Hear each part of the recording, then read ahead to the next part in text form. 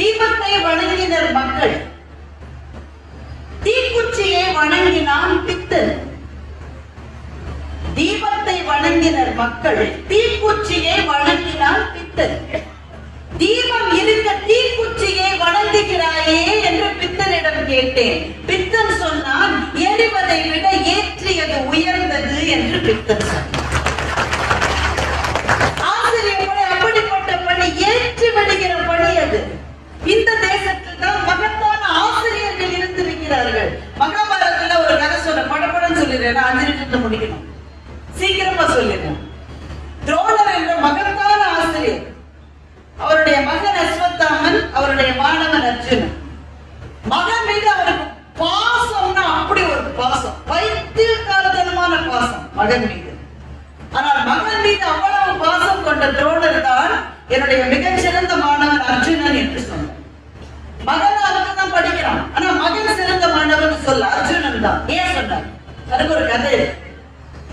ஒரு நாள் அஸ்வத்தாமனும் அர்ஜுனனும் காலையில் எழுந்தார்கள். காலையில் எழுந்திருக்கின்ற என்னன்னு நம்ம பிள்ளைங்க மறந்துட்டாங்கல்ல. இப்போ காலை என்றால் பிரம்ம முகூர்த்தத்துல எழுந்திருப்பது. 4:30 மணிக்கு எழுந்திருச்சு துரோணர் நதிக்கரைக்கு போறார், 2 பேரும் பின்னாடியே போறாங்க. துரோணர் தனுர் வேதத்திலிருந்து, அதாவது அம்பு வில் அந்த சாஸ்திரத்திலிருந்து ஒரு பாடலை சொல்லிக் கொண்டே போகிறார். அழகான கவிதை அது. இந்த அம்பு இருக்கிறதே அது ஒரு புறா மாதிரி, இந்த அம்பு இருக்கிறதே அது ஒரு பருந்து மாதிரி, இந்த அம்பு இருக்கிறதே அது ஒரு மீன் கொத்தி மாதிரி. எதை அடைய வேண்டுமோ அதை அது அடைத்தே தீரும். இந்த அம்பு இருக்கிறது அது காலம் மாதிரி, என்றால் அது நம்ம கடந்து போய்கொண்டே இருக்கும். இந்த அம்பு இருக்கிறது அது ஒரு வாத்து மாதிரி. வாத்து நீரிலே போனாலும் கொஞ்சமும் நனையாமல் போகக்கூடிய சக்தி இருக்கிற வாத்து மாதிரி. எங்கே போனாலும் அந்த இடத்தினுடைய சாயல் தன் மீது விழாமல் போகக்கூடியது அம்பு. இப்படி நீளமா ஒரு கதையை சொல்லிட்டே போற, இவங்க 2 பேரும் கேட்டுட்டே இருக்காங்க. ஏன்னா இவங்களுக்கு அது தெரியாது, உடனே கேட்டுட்டே போறாங்க. அவ்வளவுதான், போயாச்சு. இப்ப சொல்ற ஒரு டெஸ்ட் உங்களுக்கு. திங்கட்கிழமை காலையில போன உடனே டெஸ்ட் வைப்பாங்க ஸ்கூலுக்கு, உண்மையா. ஆனா காலையில போன உடனே டெஸ்ட். என்ன டெஸ்ட்? இவ்வளவு பெரிய குடம் மாதிரி ஒண்ணு 2 பேருக்கு கொடுக்குறாரு. அந்த குடத்தை கொண்டு போய் மலை உச்சியில வைக்கிறார். கீழே நதி ஓடிட்டு இருக்கு. வெறும் கையில தண்ணி எடுத்து அந்த குடத்துல சேர்ந்து அதை நிரப்பணும். அதுதான் டெஸ்ட். இந்த வெறும் கையில தண்ணி எடுத்து மலை மேலே குடத்துக்குள்ள ஒன்றுக்குள்ள தண்ணி எங்க இருக்கு, யார் முதல்ல செஞ்சுட்டு வரீங்களோ அவங்க தான் சிறந்த மாணவன் சொல்லிட்டு அவங்க உட்கார்ந்தாரு. 2 பேரும் இருக்கிறாங்க, போட முடியல. கொஞ்சம் கூட குடத்துக்குள்ள தண்ணி போகல. அஸ்வத்தாமன் சோர்ந்து விட்டான், அர்ஜுனனும் சோர்ந்து விட்டான். ஆனால் அர்ஜுனன் யோசித்து பார்த்தான். ஒரு நிமிஷத்துல அவனுக்கு ஒன்று தோன்றியது. எழுந்தான், தன்னுடைய வில்லையும் அம்பையும் எடுத்தான். அங்க தூரத்துல ஒரு தேன் அடை இருந்தது, அதுக்கு மேல அந்த அம்பை செலுத்தினான். அந்த தேன் அடை அறுந்து விழுந்தது. அந்த தேன் அடைக்குள்ளே இருக்கிற தேன் மெழுகை எடுத்து கைகளிலே பூசிக்கொண்டான். கைகளிலே பூசிக்கொண்ட பிறகு தண்ணீரை அள்ளினால் தண்ணீர் அதிலே ஒட்டவில்லை, அதனால் தண்ணீர் கீழே விழவில்லை, அப்படியே கையில நிக்குது. ஓடி போனா குடத்துல விட்டான். இந்த மாதிரி ஒரு 10 தடவை செஞ்சோட குடம் நிறைஞ்சு போச்சு. ஆசிரியர்கிட்ட வந்தான். ஆசிரியர் சொன்னார், என்ன முடியலையா 2 பேரையும்? இல்ல நான் நிறைச்சிட்டேன். எங்க காமிச்சார்? உண்மையில நீ நிறைச்சியா? வெறும் கையால. வெறும் கையால. எப்படி செஞ்ச? அர்ஜுனன் சொன்னான், ஆசிரியரே முதலில் நானும் முயற்சி செய்தால் முடியல. ஆனா காலையில் நாம் நடந்து போன போது நீங்கள் ஒரு கவிதை சொன்னீர்கள், அம்பை பற்றி சொன்னீர்கள். அம்பு மீன் கொத்திய மாதிரி, புறா மாதிரி, வாத்து மாதிரி சொன்னீங்க. வாத்து தண்ணீரிலே போகிற போது அதனுடைய உடலிலே நீர் ஒட்டுவதில்லை என்று சொன்னீர்கள். ஏன் வாத்தின் உடலில் நீர் ஒட்டுவதில்லை என்றால் அது தானே சுரக்கிற ஒரு மெழுகை உடம்பெல்லாம் தடவி கொள்ளுகிறது. அந்த மெழுகை தடவி கொள்வதனாலே வாத்தினுடைய உடலிலே நீர் ஒட்டுவதில்லை என்பது எனக்கு நினைவுக்கு வந்தது. என்னுடைய கையிலே நீர் ஒட்டக்கூடாது, அப்போதுதான் அதை நான் பிடிக்க முடியும் என்றால் மெழுகை தடவி கொள்ள வேண்டும் என்ற புத்தியை நீங்கள் தான் எனக்கு கொடுத்தீர்கள் என்று அர்ஜுனன் சொன்னார். துரோணர் அவனை பார்த்து சொன்னார், அர்ஜுனா, நீ ஒரு மாணவன். உன்னிடம் வருகின்ற ஒரு வார்த்தையை கூட நீ தவற விடுவதில்லை. அதனால் மாணவர்களிலேயே நீதான் ஆகச் சிறந்த மாணவன். நிறைய மாணவர்கள் இருக்காங்க. மாணவர்கள் நாம் ஸ்கூல்ல படிக்கிறவங்க, காலேஜ்ல படிக்கிறவங்க சொல்லல, நாம் எல்லாருமே மாணவர்கள். ஒவ்வொரு நாளும் வாழ்க்கை நமக்கு அந்த பாடத்தை சொல்லிக் கொண்டே இருக்கிறது. அதைத்தான் பட்டுக்கோட்டை எழுதினான். நாடும் ஒவ்வொரு பாடம் சொல்லும், காலம் தரும் பயிற்சி என்று பட்டுக்கோட்டை எழுதினான். ஒவ்வொரு நாளும் வாழ்க்கை நமக்கு பாடத்தை சொல்லிக் கொடுக்கிறது. அதை சொல்லிக் கொடுக்கிற ஆசிரியர்கள் நம்மை சுற்றி இருக்கிறார்கள். அவர்களுடைய வயதோ, அவருடைய ஜாதியோ, மதமோ, அவர்களுடைய பொருளாதார நிலையோ முக்கியம் இல்லை. ஆனால் யாரோ ஒருவர் ஒரு பாடத்தை சொல்லிக் கொடுக்கிறார். எப்போது நாம் சிறந்த மாணவர்கள் தெரியுமா? நாம் கேட்கிற பாடத்தின் ஒரு வார்த்தையை கூட நாம் சிதற விடவில்லை என்றால் நாம் தான் தலை சிறந்த.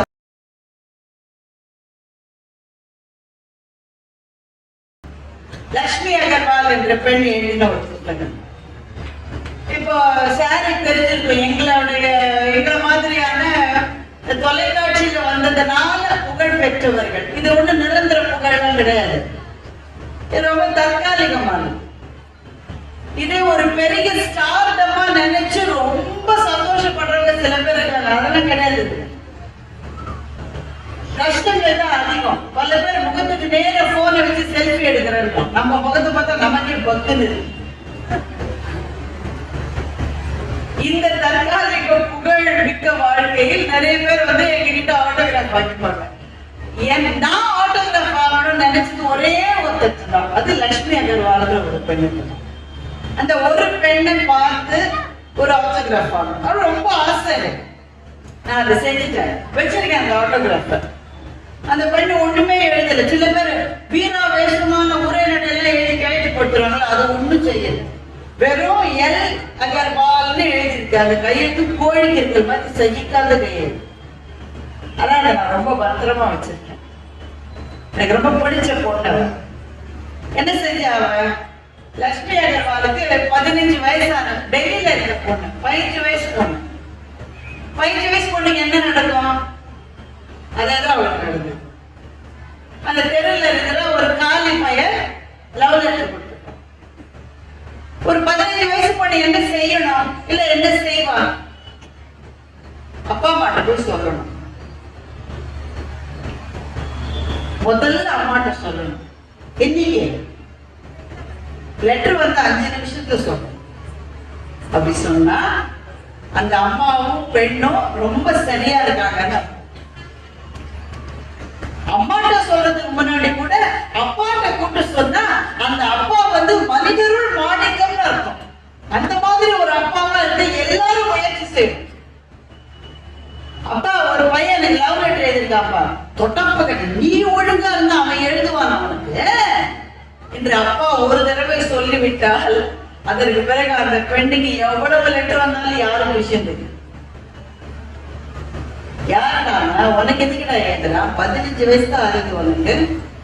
மோசமான பையனா இருந்தா அதை அவன் செய்யணும்னு நினைக்கிறேன். அதுக்காக நீ பயந்துடக்கூடாது. நீ பாட்டுக்கு தைரியமா இரு. அவனால ஏதாவது பிரச்சனைனா என்கிட்ட சொல்லு. அவன்கிட்ட நேரம் பார்த்தா இதை செய்யாத, எனக்கு இதுக்கு ஆனா வயசு இல்லை, நான் ஸ்கூலுக்கு போற ஒரு சின்ன பொண்ணு, அவன் கண்ணை பார்த்து நேரடியா தைரியமா பேசுறா என்று எந்த தகவல் தன் பெண்ணுக்கு சொல்லி கொடுக்கிறானோ அப்பந்தான் தகவல், அப்பந்தான் தகவல். ஆனா லட்சுமி அகர்வாலோட அப்பாவோ அம்மாவோ அப்படி இல்லை. ஏன்னா எனக்கு லெட்டர் வந்ததுன்னு இவ வீட்டுல போய் சொன்னா இவரை ஸ்கூல்ல இருந்து நிறுத்திடுவாங்க. ஸ்கூல்ல போய் படிக்கணும்னு அவனுக்கு ஆசை, நல்லா படிச்சுட்டு இருக்கா. அதனால லெட்டர் வந்த விஷயத்த வீட்டுல யாருக்கும் சொல்லலாம். அந்த பையன் ஒரு லெட்டர் 2 லெட்டர் 8 மாசம் லெட்டர் கொடுத்து கொடுத்து கொடுத்து பார்த்தா இவன்ட்டு ஒரு பதில் இல்ல. தலை குஞ்சுட்டு ஸ்கூலுக்கு போற, தலை குஞ்சுட்டு திரும்பி வர, ஒரு பதில் இல்ல இவன்கிட்ட இருந்து. அவன் என்ன செய்வான்? பல ஆண்கள் என்ன செய்கிறார்களோ என்றைக்கு அதைத்தான் செய்தான். ஒருவேளை லட்சுமி அகர்வாலோட வீட்டுக்கு அவரோட கசின் யாரோ வந்திருக்கான் ஊர்ல இருந்து. அந்த பையனோட இவ பேசியிருக்கா. அவன் சித்தப்பா பையனோ பெரியப்பா பையன் யாரோ ஒருத்தான். அவன் பேசினா அவன் புறப்பட்டு போயிட்டான். இந்த காலை பையன் என்ன நினைச்சிருக்கான்? இவ அவனை லவ் பண்றான். ஏன்னா காதல தவிர இந்த உலகத்துல எதுவுமே இல்லை பாருங்க. நமக்கு புத்தகங்கள் முக்கியம் இல்ல, கலைகள் முக்கியம் இல்ல, தலைமை பதவிகள் முக்கியம் இல்ல, படிப்பு முக்கியம் இல்ல, வேலை முக்கியம் இல்ல, சம்பாதிக்கிறது முக்கியம் இல்ல, ஒரு கழுதையும் முக்கியம் இல்ல, காதலிக்கிறது ஒண்ணுதான் முக்கியம். ஏன்னா நம்ம சினிமா நம்ம நல்லா சொல்லி கொடுத்தது. நீ எவ்வளவு விளங்காத நாயா இருந்தாலும் சரி, ஏதோ ஒரு பெண்ணை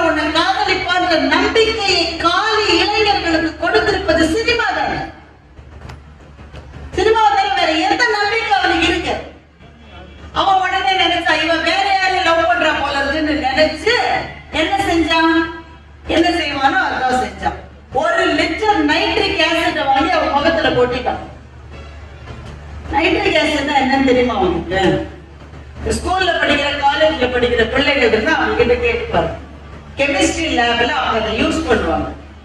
ஒரு பிப்பேட்டை எடுத்து நைட்ரிக் ஆசிட், அதுவும் டைல்யூட்டட் நைட்ரிக் ஆசிட், அதுல நிறைய தண்ணி விட்டு தான் வச்சிருப்பாங்க காலேஜ் லேப்ல. அத பிப்பேட்ல உறிஞ்சணும். உறிஞ்சும் போதே மிஸ் சொல்லணும், ரொம்ப ஜாகிரதை, ரொம்ப ஜாகிரதை, வாய்க்கு போயிடக்கூடாது, வாய்க்கு போயிடக்கூடாது, கொஞ்சம் கொஞ்சம் கொஞ்சம். அது அப்படியே உறிஞ்சிட்டு சில சமயம் பிப்பேட்டை எடுக்கிற போது அந்த நுனியில தொங்கிட்டு இருக்கிற ஒரே ஒரு சின்ன டிராப் கையில அப்படி பட்டுரும். ஒரு 20 நாள் எரியும். ஒரு சின்ன காயம் பட்ட மாதிரி, அடுப்புல தோசை திருப்பி சில சமயம் கையில பட்டு காயம் வரும்ல, அந்த மாதிரி ஒரு காயம் பட்டா ஒரு 20 நாள் எரியும்ல. டைல்யூட்டட் நைட்ரிக் ஆசிடுடைய ஒரு துளி மேல பட்டா 20 நாள் எரியும்னா, அன்டைல்யூட்டட், அதாவது தண்ணியே விடாத கடுமையான நைட்ரிக் ஆசிட் மூச்சில கொட்டினா எப்படி இருக்கும்? அப்படிதான் இருந்தது லட்சுமி அகர்வால். அவ முகம் முழுக்க எரிஞ்சு போயிடுச்சு. அவளுடைய மார்பு, வயிறு, தலைமுடி எதுவுமே இல்ல. ஆனா அந்த நேரத்துல கண்ணை மாத்திரம் போதிக்கிட்டா பாருங்க, கண்ணு போயிடுச்சு. கை விரல்ல இருந்து முட்டை, முழங்கை, மார்பு, வயிறு எல்லாம் வெந்து உருவமே இல்லாத மாதிரி ஆயிட்டா. லட்சுமி அகர்வாலினுடைய வாழ்க்கை இப்படித்தான் ஆரம்பிச்சு. 15 வயசுல இந்த கொடுமை. அதற்கு பிறகு கிட்டத்தட்ட 22-23 சர்ஜரி பண்ணிட்டு இருக்கான். Plastic surgery. முகத்தை ஒரு மாதிரி செட் பண்ணிருக்காங்க.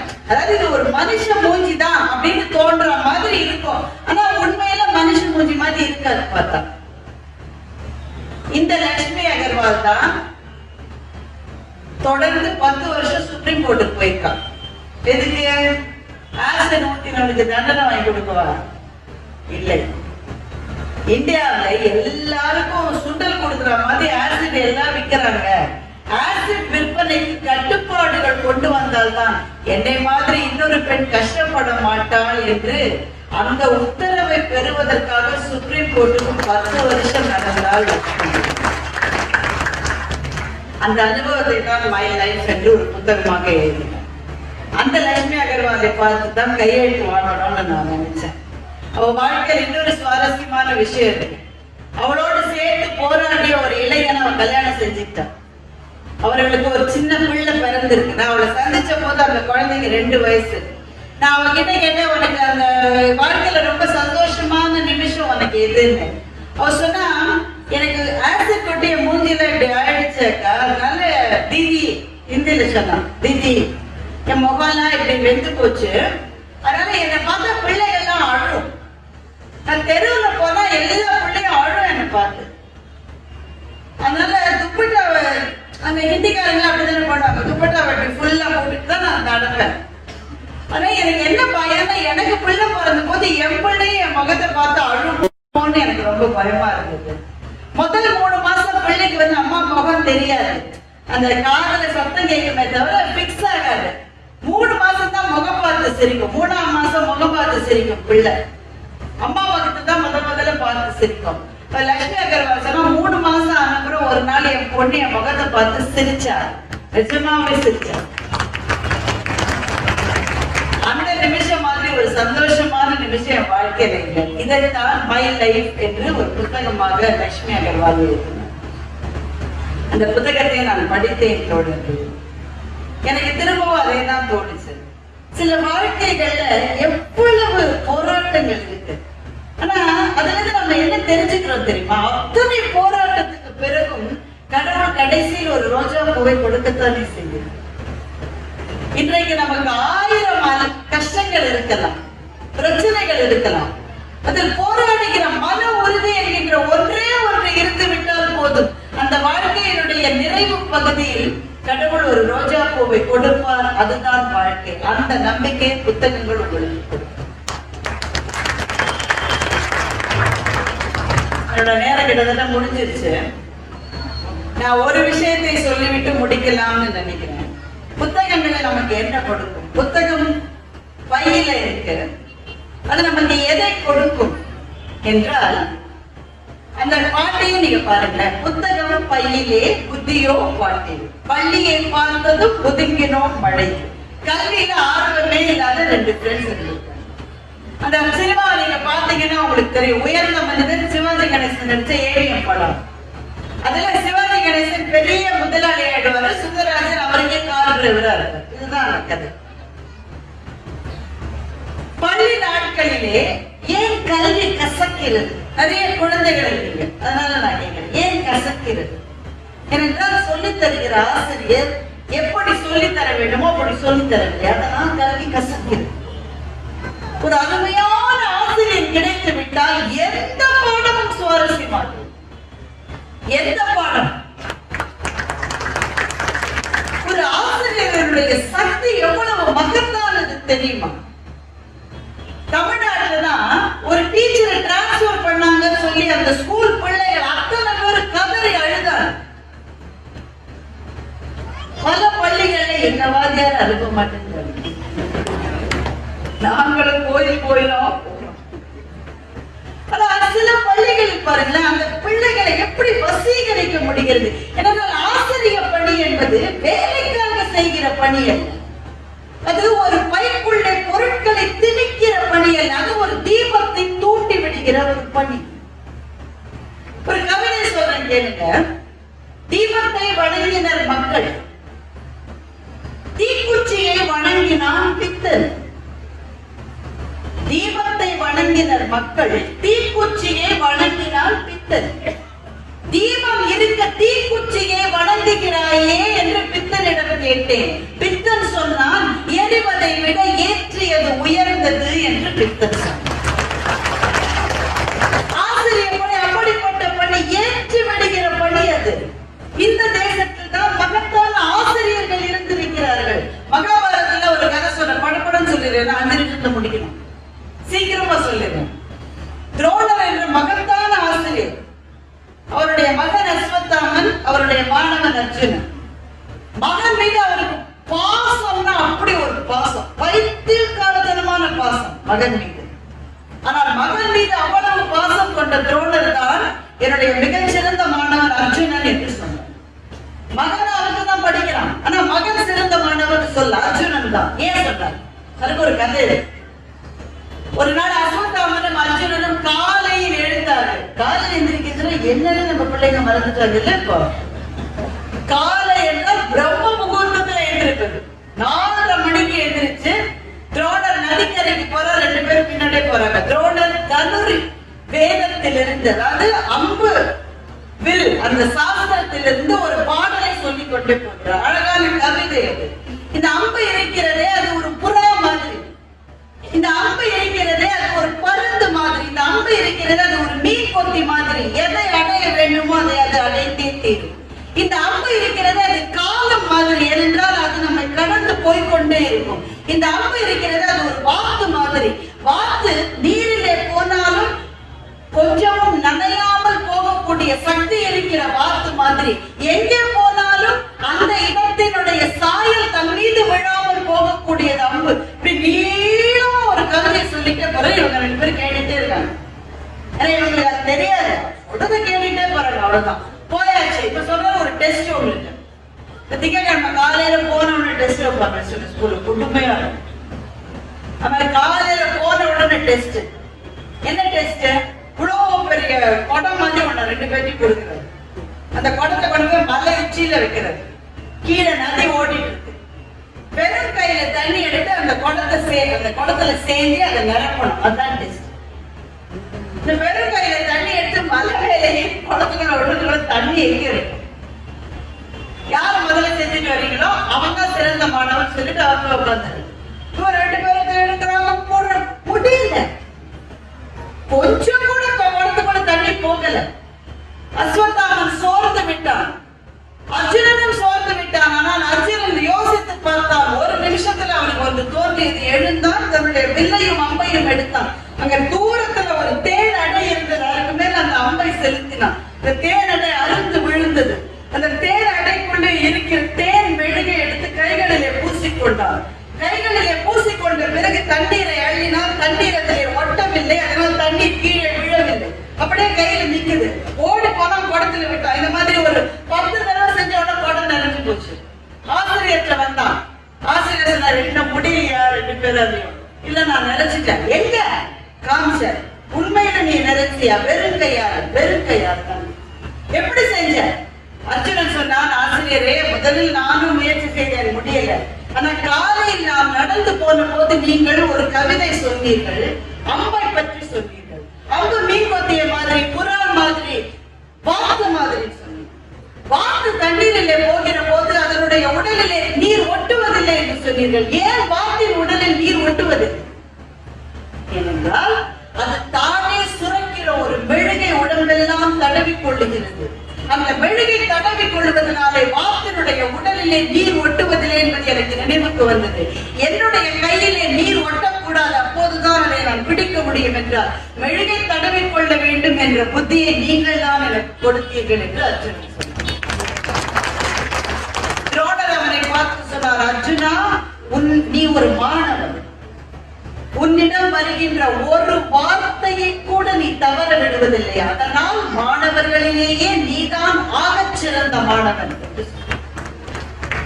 நிறைய மாணவர்கள் இருக்காங்க. மாணவர்கள் நான் ஸ்கூல்ல படிக்கிறவங்க, காலேஜ்ல படிக்கிறவங்க சொல்லல, நாம் எல்லாருமே மாணவர்கள். ஒவ்வொரு நாளும் வாழ்க்கையை நமக்கு அந்த பாடத்தை சொல்லிக் கொண்டே இருக்கிறது. அதைத்தான் பட்டுக்கோட்டை எழுதினான். நாடும் ஒவ்வொரு பாடம் சொல்லும், காலம் தரும் பயிற்சி என்று பட்டுக்கோட்டை எழுதினார். ஒவ்வொரு நாளும் வாழ்க்கை நமக்கு பாடத்தை சொல்லிக் கொடுக்கிறது.